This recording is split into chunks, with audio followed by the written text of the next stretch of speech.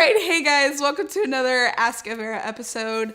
On this episode, I'm gonna talk about how I respond to hate and hate comments. So,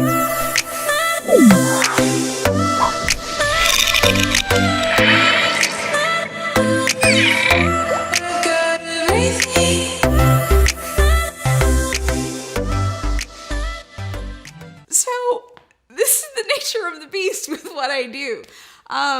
When I first started openly telling my story, I had so many people telling me to be aware of people hating on you, people saying all kinds of horrible things about you, and they don't even know you. I remember after one of my articles kind of went viral, the open letter I wrote to the bishops at the Youth Synod, I think one woman was so upset with me, and she was asking people if I could be arrested for hate speech. I had never seen this woman before in my life.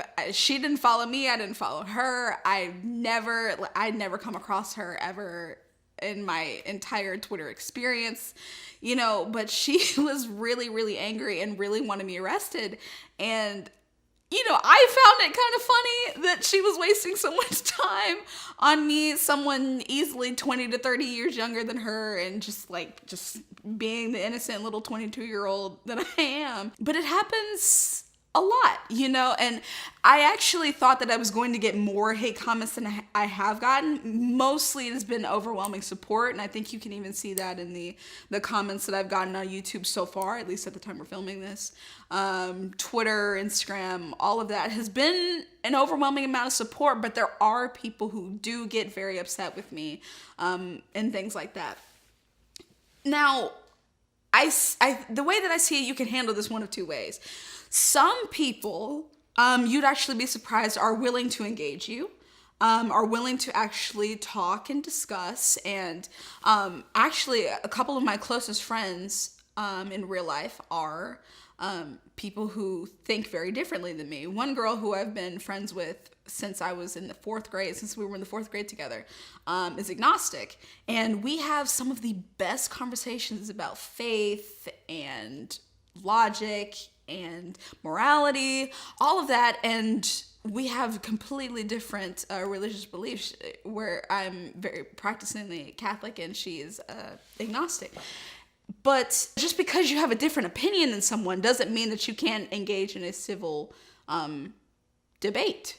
Just because you disagree, and again, this goes for really anything, just because you have different viewpoints does not mean that you can't be civil with the person. A lot of people are surprised that I'm friends with these people, but they're genuinely very good people. I don't spend copious amounts of time with them, but the time that I do spend with them is very, very beautiful, very fruitful, and I come away learning a lot, and I feel like even sometimes they come away learning a lot of different things, and it just makes us better as people. I mean, again, there's only some people who are willing to engage.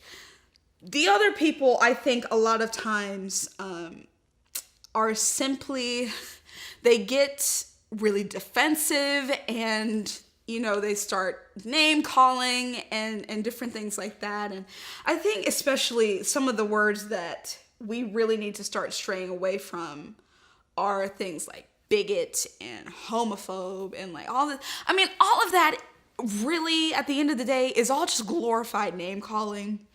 I mean, it's just really something that is used to shut down the opposition, to cut the conversation before it even starts. And a lot of times when people will call me these things, it's because they don't actually have an argument.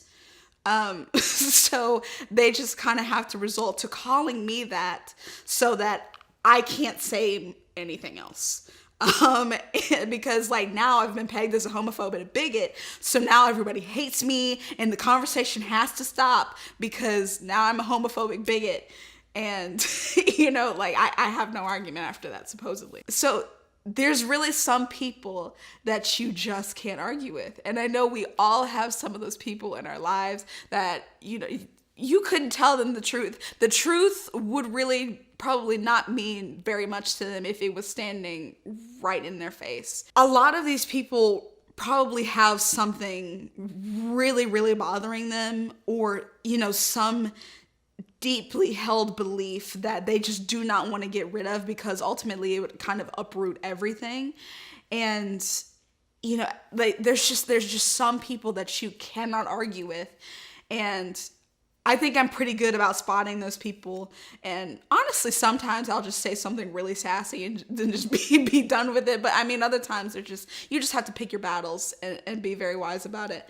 And, you know, some people will engage, and I think those are some very beneficial conversations. But other times there are just some people that you just cannot argue with. And that's just that. But thank you all so much for watching. Be sure to like and subscribe if you haven't already.